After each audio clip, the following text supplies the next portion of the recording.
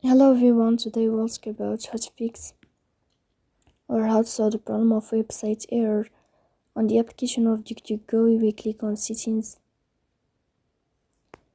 In this page you will go to apps, default apps, app settings. On above you will search about DuckDuckGo and you will click here. In this page of app info you will click on first stop and you will click OK. Here you will enter to the window of storage. Then you will click on clear cache.